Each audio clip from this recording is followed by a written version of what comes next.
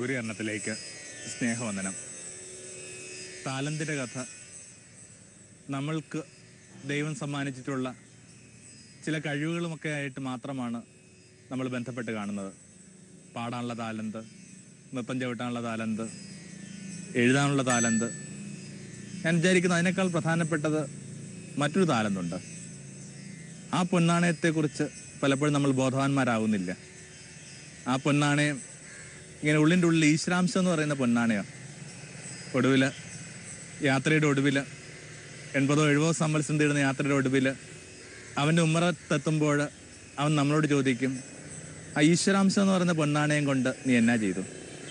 നീ അത് വ്യാപാരത്തിലേർപ്പെട്ടോ, അതോ അതിനെ ഇങ്ങനെ കുഴിച്ച് സൂക്ഷിക്കുകയായിരുന്നോ? അത് വല്ലാതെ നടക്കുന്നൊരു ചോദ്യമാണ്. ചില മനുഷ്യരെങ്കിലും അതിൻ്റെ വ്യാപാരങ്ങളിൽ ഏർപ്പെടുന്നേ ഇല്ല.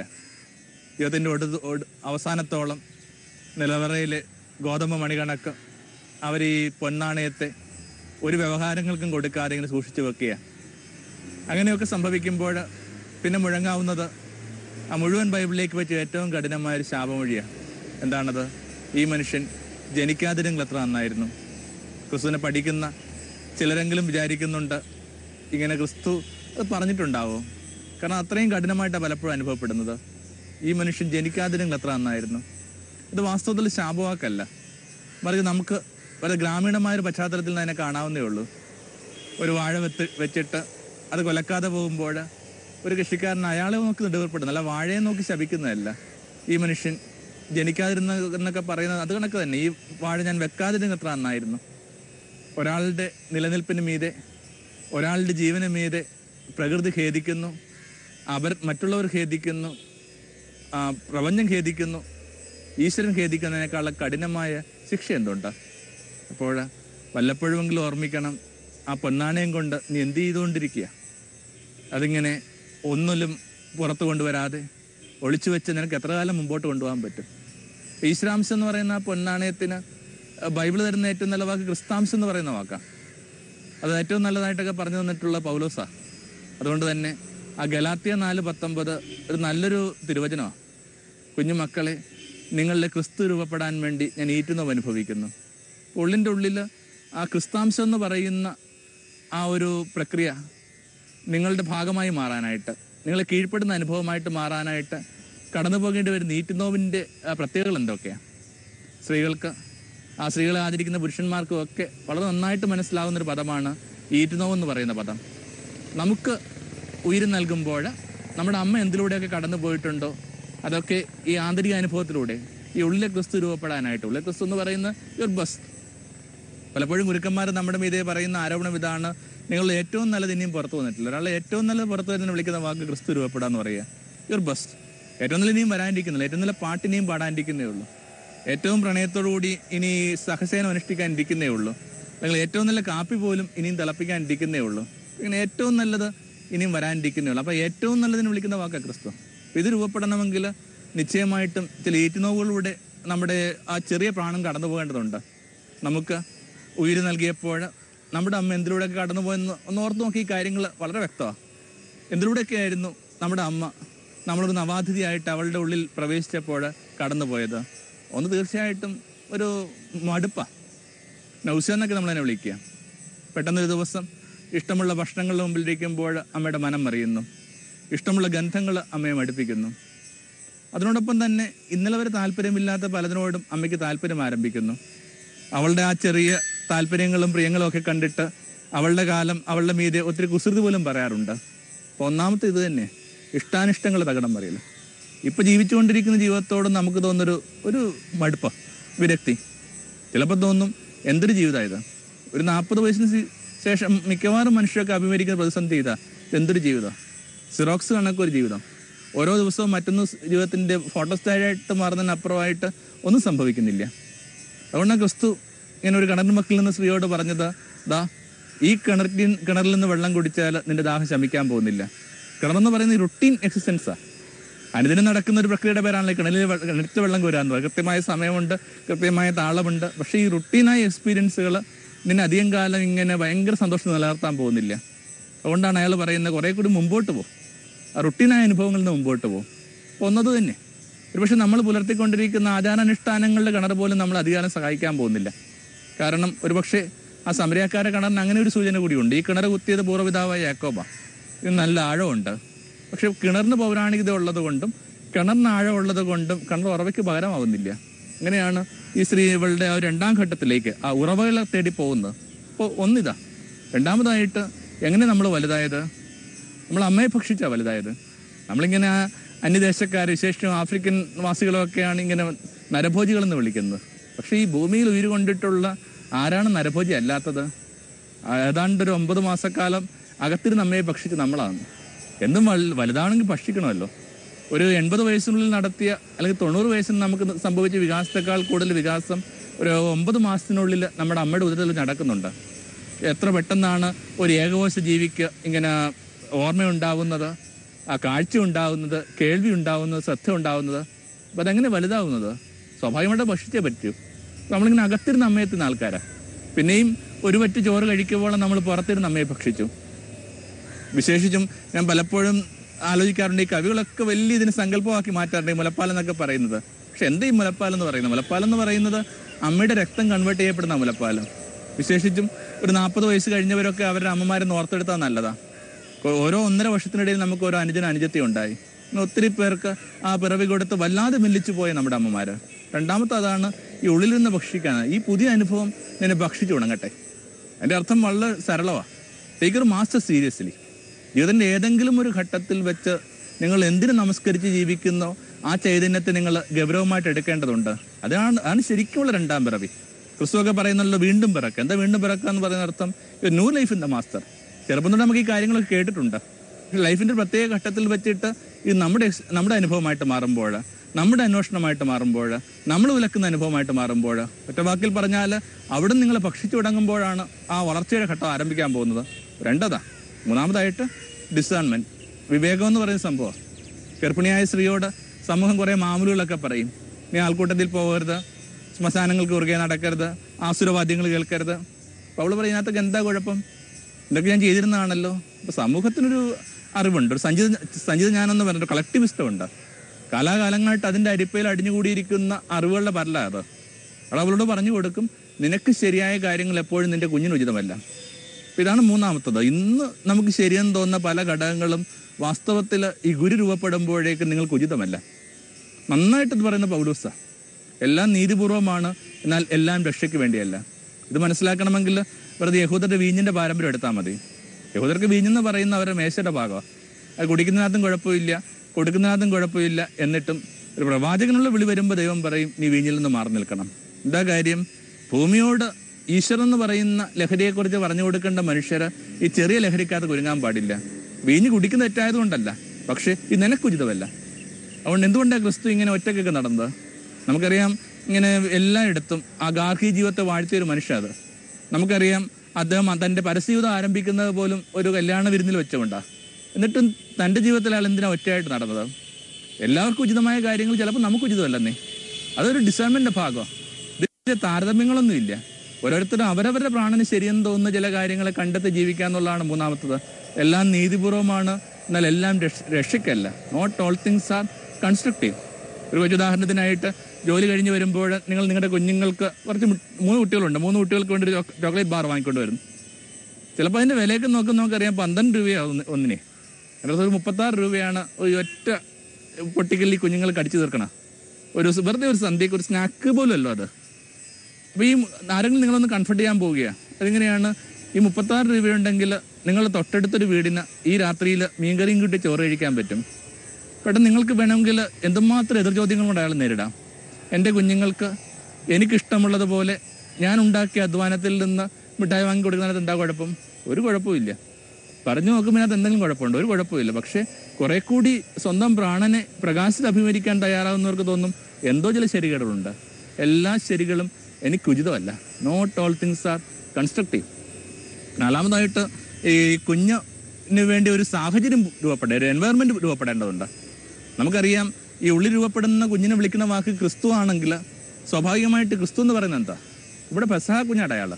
എന്താ പെസഹ കുഞ്ഞാടെന്ന് പറയുന്നത്? ഒരു പുളിപ്പും തൊടാത്ത അപ്പത്തിൻ്റെ പേരാണ് എന്ത്? പെസഹ അപ്പം.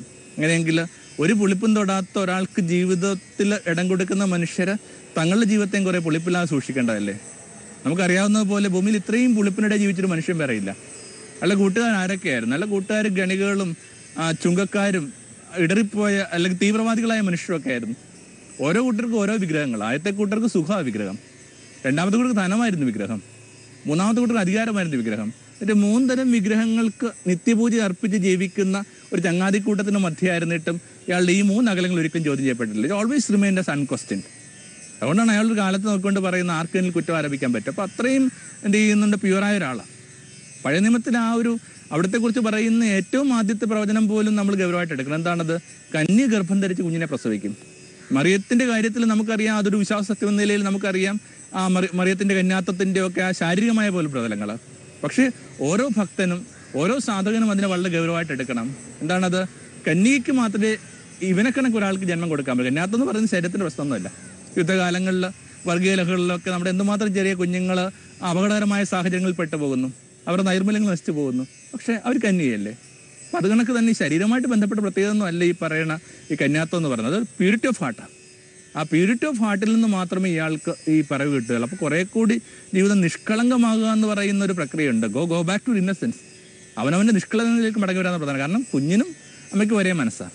അതുകൊണ്ടൊക്കെയാണല്ലോ ഈ കുഞ്ഞ് അമ്മ പരിശുദ്ധാത്മാവിൽ നിറയുമ്പോൾ കുഞ്ഞ് കുതിച്ചാടി എന്നൊക്കെ പറയുന്നത് വളരെ കൃത്യമായ മനഃശാസ്ത്രപരമായിട്ടുള്ള അല്ലെങ്കിൽ സയൻസ് അക്സെപ്റ്റ് ചെയ്യുന്ന കാര്യങ്ങൾ തന്നെയാണ്. അമ്മയുടെ ഹർഷം കുഞ്ഞിൻ്റെ ഹർഷമായിട്ട് മാറുന്നു, അമ്മയുടെ ഖേദം കുഞ്ഞിൻ്റെ ഖേദമായിട്ട് മാറുന്നു. അപ്പോൾ എപ്പോഴും ഈ പറയുന്ന പരിസരം വളരെ പ്രധാനപ്പെട്ടതാണ്. ഏറ്റവും മനോഹരമായത്, ഏറ്റവും ശുദ്ധമായത്, ഏറ്റവും ശുദ്ധമായ സാഹചര്യത്തിൽ തന്നെ വളരേണ്ടതുണ്ട്. അതെൻ്റെ 4ാമത്തെ. 5ാമതായിട്ട് ഒരു അമ്മക്ക് നമ്മളെ കിട്ടിയപ്പോൾ അമ്മ എന്തുമാത്രം കൃതജ്ഞതാഭരിതമായിട്ടുണ്ടാവും അമ്മയുടെ ഹൃദയം. കാരണം കുഞ്ഞെന്ന് പറയുന്നത് അത്ര ഒരു സരളമായ, അത്ര ലളിതമായൊരു കൺസെപ്റ്റാണ്. അത്ര നന്നായിട്ട് ഖലീൽ ജിബ്രാനൊക്കെ പറയുന്നത്, നിങ്ങളുടെ കുഞ്ഞുങ്ങൾ നിങ്ങളുടെ കുഞ്ഞുങ്ങളല്ല, നിങ്ങൾ വെറുതെ ഒരു വില്ല് മാത്രമോ, അതിനകത്തും തൊടുത്തു വിട്ട് അസ്വത്തിൻ്റെ പേരാ കുഞ്ഞുങ്ങൾ. അപ്പോൾ അത്രയൊക്കെ ഉള്ളൂ മനുഷ്യൻ്റെ റോളെന്ന് പറയുന്നത്. നമ്മൾ നിശ്ചയമായിട്ടും ആരെങ്കിലും വിചാരിക്കുന്നത് എൻ്റെ അച്ഛൻ്റെ അമ്മയുടെയും മാത്രമാണ് ഞാനെന്ന്. ഏതൊരു കുഞ്ഞിനും ബാധകമായ നിയമം ആ സുവിശേഷത്തിൻ്റെ ആരംഭത്തിൽ കിടപ്പുണ്ട്. ഒരു സ്ത്രീയുടെ അടുക്കലേക്ക് വന്നിട്ട് മാലാഖ പറയുകയാണ്, അത്യുന്നതിൻ്റെ ചൈതന്യം ആവശ്യത്തിന് നിന്നിൽ നിന്ന് ഒരു കുഞ്ഞ് ഉണ്ടാവും. അത്രേ ഉള്ളൂ കാര്യങ്ങൾ. കേരളത്തിൻ്റെയൊക്കെ ആ ഒരു ഇൻഫെർട്ടിലിറ്റി റേറ്റിംഗ് ഇസ് അലാമിങ്. പേടി വരുന്ന തോതിൽ അതിന് വർദ്ധിച്ചുകൊണ്ടിരിക്കണം. അപ്പോൾ ഈ കുയിരെന്ന് പറയണത് വാസ്തവത്തിൽ മറ്റേതോ ഇടത്തിൽ നമുക്ക് കിട്ടിയൊരു സമ്മാനം. അങ്ങനെയെങ്കിൽ ഈ ആത്മീയ ഈറ്റുനോവിൻ്റെ ഘട്ടത്തിൽ സാധകൻ വക്കോളം കൃതജ്ഞതാഭരിതമായിട്ട് നിൽക്കണം. തൻ്റെ ഉള്ളിൽ ഇപ്പോൾ വീണിരിക്കുന്ന ഈ ദൈവാഭിമുഖ്യത്തിൻ്റെ വിത്തെന്ന് പറയണത് തൻ്റെ ഒരു നന്മ കൊണ്ടോ അല്ലെങ്കിൽ തൻ്റെ ഒരു അന്വേഷണം കൊണ്ടോ തൻ്റെ ഒരു ആഭിമുഖ്യം കൊണ്ടോ വീണതല്ല. വളരെ നന്നായിട്ട് ക്രിസ്തു പറയുന്നുണ്ട്, എൻ്റെ പിതാവിനാൽ ആകർഷിക്കപ്പെടാതെ ഒരാൾ പോലും എൻ്റെ അരികിലേക്ക് വരുന്നില്ല. എന്തുകൊണ്ട് നിങ്ങൾ സ്പിരിച്വലായി? നിങ്ങളുടെ ചങ്കിലി വിത്തിട്ട് ആ പരമചൈതന്യം ആയതുകൊണ്ട് മാത്രമല്ല, വേറെ കാരണങ്ങളൊന്നുമില്ല. സമരിയാക്കാരി സ്ത്രീ എന്തിനാണ് നട്ടുച്ചയ്ക്ക് വെള്ളം കോരാമോ എന്നൊക്കെ പറയുന്ന ചില കൊച്ചു കൊച്ചു വർത്തമാനങ്ങളൊക്കെ നമ്മളിങ്ങനെ സുവിശേഷം പഠിക്കുമ്പോഴുണ്ട്. എന്താണ് അത്? കാരണം മിഡിൽ ഈസ്റ്റിൽ നട്ടുച്ചേ വളരെ കൃത്യമായിട്ട് ബൈബിൾ പറയുന്നുണ്ട്. അത് 6 മണിക്കൂർ 12 മണി സമയം. 12 മണി സമയം എന്ന് പറയുന്നത് മിഡിൽ ഈസ്റ്റിൽ എന്നൊക്കെ പറഞ്ഞ് മുട്ട എങ്ങനെ പൊട്ടിച്ച് കഴിഞ്ഞാൽ നിലത്ത് വീഴുന്നതിനേക്കാൾ ബുൾസയാണ് ചൂടാണ്. ആ ചൂടിൽ ദൂരഗ്രാമത്തിൽ നിന്നൊരു സ്ത്രീ എന്തിനാണ് ഈ നാട്ടുകിണറിൻ്റെ അടുക്കലേക്ക്, ഈ വഴിയോര കിണറിൻ്റെ അടുക്കലേക്ക് വരുന്നത്? എന്തുമാത്രം അനുമാനങ്ങളാണെന്നറിയാവോ? പക്ഷെ അതൊക്കെ വെറുതെ ഹൈപ്പതീസുകൾ മാത്രമാണ്. അതിനകത്ത് കാര്യമായ അർത്ഥമൊന്നും ഉണ്ടാവണമെന്നില്ല. ശരിക്കുള്ള കാരണം എന്താണ്? സകലത്തെയും ആകർഷിക്കുന്ന ഒരുവൻ ഈ കിണറിഞ്ചോട്ടിലിരിപ്പുണ്ട്. അവൾക്ക് പോരാതിരിക്കാനായിട്ടാവില്ല. അപ്പം അയാൾ ഇവിടെ ഇരിക്കുന്നത് കൊണ്ട് അവൾക്ക് പോയേ പറ്റും. ഞാൻ ചിലപ്പോൾ ആലോചിക്കാറുണ്ട്, നമ്മുടെ ധ്യാനകേന്ദ്രങ്ങളിലൊക്കെ വന്നുകൂടുന്ന വലിയ അളവിലുള്ള ജനക്കൂട്ടങ്ങളാണ്. എന്താ ഇവിടെ നടക്കുന്നത്? ആരും അതിനു വേണ്ടി ഈ ഒരു പബ്ലിസിറ്റിയോ അങ്ങനെയുള്ള കാര്യങ്ങളിലൊക്കെ ഏർപ്പെടുന്നത് ഒന്നുമില്ല. എന്നിട്ടും ചില മനുഷ്യരെ ദൂര ഇടങ്ങളിൽ നിന്നൊക്കെ ഈ പറയുന്ന പരിമിതമായ സാഹചര്യങ്ങൾ വന്നിട്ട് 4-5 ദിവസമൊക്കെ ഇങ്ങനെ കണ്ണും പൂട്ടിയിരിക്കുന്നത് എന്തുകൊണ്ടാണ്? അത് അവിടെ നടക്കുന്ന കാര്യങ്ങളുടെ മഹത്വം കൊണ്ടോ അല്ലെങ്കിൽ അവിടെ നിൽക്കുന്ന മനുഷ്യരുടെ ശ്രേഷ്ഠ കൊണ്ടോ ഒന്നുമല്ല, മറിച്ച് ഇയാളെക്കുറിച്ച് പറയുന്ന ഇടങ്ങളെക്കുറിച്ച് ഇയാളെക്കുറിച്ച് പറയുന്ന വ്യക്തികളോടൊക്കെ മനുഷ്യർ കാലാകാലങ്ങളായിട്ട് രൂപപ്പെടുന്ന ഒരു ആകർഷണത്തിൻ്റെ ഭാഗമാണ്. എത്ര നന്നായിട്ടാണ് ജീവിച്ചിരുന്നപ്പോൾ അവിടെ നിന്ന് ഇങ്ങനെ പറഞ്ഞത്, ഞാൻ ഉയർത്തപ്പെടുമ്പോൾ ഭൂമിയെ എന്നിലേക്ക് ആകർഷിക്കും. ക്രിസ്തുവിനോളം ഭൂമിയെ ആകർഷിച്ചുകൊണ്ടിരിക്കുന്ന ആരാ? പോരാളിയും കവിയും ചെറുപ്പക്കാരനെയും അലയുന്നവനെയും നാടോടിയും ഒക്കെ ഇത് കണക്ക് മറ്റാരാ ആകർഷിച്ചുള്ളത്? അപ്പോൾ ഈ വിത്ത് എൻ്റെ ചങ്കി വീണിട്ടിരിക്കുന്ന നിശ്ചയമായിട്ടും നിന്റെ കരുതൽ കൊണ്ട് മാത്രം, എൻ്റേതല്ല. ഭൂമിയിലുള്ള ഏതൊരു മനുഷ്യനും മനസ്സിലാക്കുന്ന സത്യം അത് തന്നെ. എൻ്റെ ഉയിർ എൻ്റേതല്ല. വാസ്തവത്തിൽ ഒരു പഴയ ഒരു കൊച്ചുവർത്താനം കണക്ക് വീടിനകത്ത് നിരന്തരമായ വഴക്ക. അയാൾ പറയുന്ന ഈ കുഞ്ഞ് എൻ്റേതല്ല. ഭാര്യ പ്രാർത്ഥിച്ച് ഒടുവിൽ ഇയാളൊരു ധ്യാനത്തിന് പോകാൻ വേണ്ടി തീരുമാനിക്കുന്നു. 4 ദിവസം ധ്യാനം കഴിഞ്ഞിട്ട് ആദ്യ വണ്ടിക്ക് തന്നെ മടങ്ങിയെത്തി. എന്നിട്ട് ആകാംക്ഷയോട് നിൽക്കുന്ന ആ ഭാര്യയോട് അയാൾ പറഞ്ഞു, അതെ, ഈ ധ്യാനം കൊണ്ട് എനിക്ക് ആ കാര്യം ഒന്നുകൂടി ഉറപ്പായി, കുഞ്ഞെൻ്റെതല്ല. ഇത് ഇങ്ങനെ നടുങ്ങിയ. അപ്പോൾ അയാൾ അവളെ ചേർത്ത് പിടിച്ചിട്ട് പറഞ്ഞു, റോസി, ഇത് തൻ്റെ കുഞ്ഞുമല്ല, ദൈവം നമ്മുടെ മടിത്തട്ടിലോട്ട് വെച്ചു തന്ന. അപ്പോൾ ഈ ആത്മീയ സാധനയുടെ ആത്മീയ ഏറ്റുന്നവൻ്റെ ഘട്ടത്തിൽ സാധകനറിയാം ഈ വിത്ത് തൻ്റെ ചങ്കിലിട്ടിട്ടത് ആ പരമചൈതന്യമാണ്. 6ാമതായിട്ട് വല്ലപ്പോഴൊക്കെ നമ്മളൊന്ന് ചലിച്ചിട്ടുണ്ട്. അമ്മയ്ക്ക് വളരെ ഹൃദ്യമായ അനുഭവമായിരുന്നു അത്. വിശേഷം ആ ഒരു അവസ്ഥയിലൂടെ കടന്നുപോയ പലരും അത് പങ്കുവെച്ച് കേട്ടിട്ടുണ്ട്. ബൈബിളിലെ എലിസബത്ത് പോലും അതാണല്ലോ മേരിയോട് പറയുന്നത്, എൻ്റെ ഉള്ളിലെ കുഞ്ഞ് കുതിച്ചു ചാടുന്നതായിട്ട് ഞാൻ കേട്ടു, അറിഞ്ഞു. ക്യുക്കണിംഗ് എന്നൊരു വാക്കാണ് മെഡിക്കൽ സയൻസ് ഉപയോഗിക്കുന്നത്. കുഞ്ഞിൻ്റെ മൂമെൻറ്റ്സ്, ചലനം അമ്മയ്ക്ക് തൊട്ടറിയാൻ പറ്റും ഇപ്പോഴും. അപ്പം ഇതിങ്ങനെ അകത്ത് നിന്ന് കിട്ടുന്നൊരു ഊർജ്ജമാണ്. പൊതുവേ ഈ ഇരുനോവിൻ്റെ കാലഘട്ടം എന്ന് പറയുന്ന വിരസമായൊരു കാലഘട്ടമാണ്. പക്ഷെ അതിനകത്ത് എൻ്റെ ഊർജ്ജത്തെ നിലനിർത്താൻ വേണ്ടി അകത്ത് നിന്ന് ഞാൻ ഇവിടെ ഉണ്ടെന്നൊക്കെ പറയുന്ന ചില ഇടപെടലുകൾ. നമുക്കതിനെ വിളിക്കാവുന്ന വാക്ക് അനോയിൻറ്റിങ് എന്നാണ്. എന്താ അഭിഷേകം എന്നൊക്കെ പറയേണ്ടത്? ഈ കാറ്റ്, ക്രിസ്തുവൊക്കെ പറയുന്നതാണ് കാറ്റെപ്പോഴും ഉണ്ട്. കാറ്റ് വല്ലപ്പോഴും എൻ്റെ വ്യക്തിപരമായ അനുഭവമായിട്ട് മാറുന്ന വിളിക്കുന്ന വാക്കാണെന്ത്? അനോയിൻറ്റിങ്. നമ്മൾ വായിച്ചു കേട്ടില്ല, അവരുടെ മേൽ ഊതിക്കൊണ്ടാവും പറഞ്ഞു ആത്മാവിനെ സ്വീകരിക്കുക. അതിൻ്റെ അർത്ഥം ദൈവത്തിൻ്റെ ശ്വാസം തട്ടുമാറി ദൈവം നിങ്ങൾക്ക് സമീപസ്ഥനാണെന്നുള്ള ഓർമ്മപ്പെടുത്തലാണ് അനോയിൻറ്റിങ്, അഭിഷേകം. ഉള്ളിൻ്റെ ഉള്ളിലിരുന്ന് ഒരുതരം പരിശുദ്ധാത്മാവിൻ്റെ ഇടപെടലെന്ന് കരുതപ്പെടുന്ന വിധത്തിൽ ചില ചലനങ്ങളൊക്കെ സംഭവിക്കുന്നുണ്ട്. ചിലത് വായിക്കുമ്പോൾ, ചിലത് കേൾക്കുമ്പോൾ, അടച്ചിട്ട ദേവാലയത്തിൻ്റെ ഒരു കോണിലിരുന്ന് ഇങ്ങനെ കണ്ണും പൂട്ടിയിരിക്കുമ്പോൾ, ക്രിസ്തു എന്ന് കേൾക്കുമ്പോഴൊക്കെ ഉള്ളിലിരുന്ന് എന്തോ ചലിക്കുന്നു. ഞാൻ കണ്ടിട്ടുണ്ട് നമ്മുടെയൊക്കെ റിട്രീറ്റ് സെൻറ്ററിൽ ചില ചെറുപ്പം മക്കൾ ഒറ്റനോട്ടത്തിൽ അവരുടെ ഈ ബോഡി ലാംഗ്വേജൊക്കെ പറയുന്ന ഭയങ്കര ധാഷ്ട്യമൊക്കെ തോന്നിക്കുന്നൊരു ബോഡി ലാംഗ്വേജാണ്. പക്ഷെ ഇവിടെ നിന്നുകൊണ്ട് നമ്മൾ ക്രിസ്തു യേശു എന്ന് പറഞ്ഞു തുടങ്ങുമ്പോഴേക്കും അവർ കണ്ണ് നിറഞ്ഞു കൊടുക്കുന്നു. പിന്നെ കാണുമ്പോൾ ഈ മക്കൾ ഒരാൾ പറയുകയാണ്, എന്താണെന്നറിയില്ല, ഈ അടുത്ത കാലത്തായിട്ട് ക്രിസ്തു എന്ന് പറയുമ്പോൾ എനിക്ക് അരച്ചടക്കാൻ പറ്റുന്നില്ല. വേണമെങ്കിൽ ഇതിനൊരു രോഗാതുരതയൊക്കെ ആയിട്ട് വേണമെങ്കിൽ നിങ്ങൾക്ക് ഗണിക്കാം. പക്ഷേ കുറെ കൂടി പ്രകാശമുള്ളവർക്കറിയാം, ഇല്ല, പതുക്കെ ഒരാളിങ്ങനെ ആ ക്രിസ്തുവുമായിട്ടുള്ള ഇഷ്ടത്തിൽ വലുതാവുകയാണ്. ഇഷ്ടത്തിൽ അങ്ങോട്ട് തൻ്റേതായ ചില അടയാളങ്ങൾ കണ്ടെത്തുകയാണ്. അനോയിൻറ്റിങ് തന്നെ കൃത്യമായിട്ട്. അവസാനമായിട്ട് ഒടുവിലായി ഏറ്റുനോവ് തന്നെ ഒരു സ്ത്രീക്ക് കടന്നു പോകേണ്ടി വരുന്നതിൽ വെച്ച് ഏറ്റവും വലിയ വേദന ഇന്ന് ഗണിക്കപ്പെടുന്നുണ്ട്. അത് നിശ്ചയമായിട്ട് അത് അങ്ങനെ തന്നെ ആയിരിക്കണം. കാരണം മനുഷ്യൻ്റെ വേദനകളെക്കുറിച്ച് പറയുമ്പോൾ ക്രിസ്തു, മനുഷ്യൻ്റെ വേദനയുടെ ആഴം മനസ്സിലാക്കിയിട്ടുള്ള ഒരാളുടെ പേര് ക്രിസ്തു എന്നാണല്ലോ. ക്രിസ്തു പറയുന്ന ഏറ്റവും വലിയ വേദനയായിട്ട് ക്രിസ്തു റെഫർ ചെയ്യുന്നത് പോലും ഈ സ്ത്രീയുടെ ഏറ്റുനോവാണ്. എന്നിട്ട് ഒരു പക്ഷേ എല്ലാ സ്ത്രീകളും അത് ഓർക്കണമെന്നില്ല. കഠിന വേദനയാണെന്ന് അവർക്ക് പറയാൻ പറ്റും. പക്ഷേ എന്നിട്ടും അത് കൃത്യമായിട്ട് എങ്ങനെയായിരുന്നു പറയാനായിട്ട് മാത്രം ബലോ അല്ല ഓർമ്മയൊന്നും അവർക്ക് ഉണ്ടാവില്ല. പ്രകൃതി കാണിക്കുന്ന കാര്യമാണെന്നാണ് പറയുന്നത്. ചില കഠിന വേദനകൾ ഉള്ളിൽ കൊണ്ട് നടന്നു കഴിഞ്ഞാൽ പിന്നെ നമുക്കത് താങ്ങാനാവാത്തത് കൊണ്ട് ചില ഓർമ്മകളൊക്കെ ഇങ്ങനെ പ്രകൃതി തന്നെ നമ്മുടെ ബ്രെയിനിൽ നിന്ന് ഡിലീറ്റ് കളയെന്നാണ് പറയും. അല്ലെങ്കിൽ മറ്റൊരു കുഞ്ഞ് ജന്മം കൊടുക്കാനായിട്ട് നിങ്ങൾ ഒരിക്കലും തയ്യാറായില്ലെങ്കിലോ. അപ്പോൾ അത്രയും കഠിന വേദനയാണ്. അപ്പോൾ ആ ഒരു ഇതിന് ശേഷം, ആ മഹാ നിലവിളിക്ക് ശേഷം സംഭവിക്കുന്ന ആ ചെറുപുഞ്ചിരിയുടെ പേരാണെന്ത്? ക്രിസ്തു. അപ്പോൾ പൗലോസ് പറയുന്ന ആ ഒരു ഈറ്റുനോവിനെ നമ്മളിങ്ങനെ ഒരു 6 തലങ്ങളിലായിട്ടാണ് ഇന്ന് കാണാനായിട്ട് ശ്രമിച്ചത്. ഒന്ന്, ഇഷ്ടാനിഷ്ടങ്ങളുടെ തകിടം മറിയില്ല. ജീവിച്ചുകൊണ്ടിരിക്കുന്ന ജീവിതത്തോട് തോന്നുന്ന ഒരു മടുപ്പ്, അതിൻ്റെ ഏകതാനത ഒക്കെ പതുക്കെ നിങ്ങളെ വല്ലാതെ മടുപ്പിച്ച് തുടങ്ങുന്നു. 2, നിങ്ങൾ ആ ഗുരുചൈതന്യത്തെ ഗൗരവമായിട്ട് എടുക്കാൻ തുടങ്ങുന്നു. അയാൾ അകത്ത് നിന്ന് നിങ്ങളെ ഭക്ഷിക്കട്ടെ. നമ്മൾ അകത്ത് നിന്ന് അമ്മയെ ഭക്ഷിച്ച് വലുതായത് കണക്ക്, എന്നെ പുറത്ത് നിന്ന് മുലപ്പാൽ കുടിച്ച് വലുതായത് കണക്ക് നമുക്ക് പതുക്കെ അയാൾ അവിടെ നിന്ന് നമ്മളെ ഭക്ഷിക്കട്ടെ. 3ാമതായിട്ട് ജീവിതത്തിൽ നമ്മൾ പുലർത്താൻ പോകുന്ന ഒരു ഡിസേൺമെൻറ്റ്. ഇന്നലെ വരെ ശരിയെന്ന് തോന്നുന്ന പല കാര്യങ്ങളും ഇനി നമുക്ക് ഉചിതമല്ല. 4ാമതായിട്ട് ഭൂമിയിലേക്ക് വെച്ച് ഏറ്റവും ശുദ്ധിയുള്ള ഒരാൾക്ക് വേണ്ടി ഇടം കൊടുക്കുന്ന മനുഷ്യർ തങ്ങളുടെ ജീവിതത്തെയും കുറേ കൂടി നിഷ്കളങ്കതയിലേക്ക് നയിക്കണ്ടേ, അവരവരുടെ ഇന്നസെൻസിൽ ജീവിക്കണ്ടേ. 5ാമതായിട്ട് കൃതജ്ഞതാഭരിതം. ഈ പുതിയ ആഭിമുഖ്യത്തിന്, എൻ്റെ ചങ്കി വീണ ഈ വിത്തിന് ഞാൻ കണ്ണു നിറഞ്ഞും കരംകുപ്പി നിൽക്കാൻ വേണ്ടി തീരുമാനിക്കുക. ആ കൃതജ്ഞതാഭരിതമായ ജീവിതം. 6, വല്ലപ്പോഴുമൊക്കെ ഈ കുഞ്ഞുങ്ങളെ ചലിക്കുന്നു, ഒരു അഭിഷേകം കണക്ക്, അകത്തിരുന്ന് കുഞ്ഞ് ചലിക്കുന്ന കണക്ക്. ഒടുവിലായിട്ട് ആ മഹാവ്യസനങ്ങളിലൂടെ ഞാൻ കടന്നു പോകുന്നു. എന്നിട്ടും അതിനുശേഷം എനിക്ക് ലഭിക്കുന്ന ചെറുപുഞ്ചിയുടെ പേരാ ക്രിസ്തു. ജീവിതം പ്രഭാമയം സന്നിധാനം.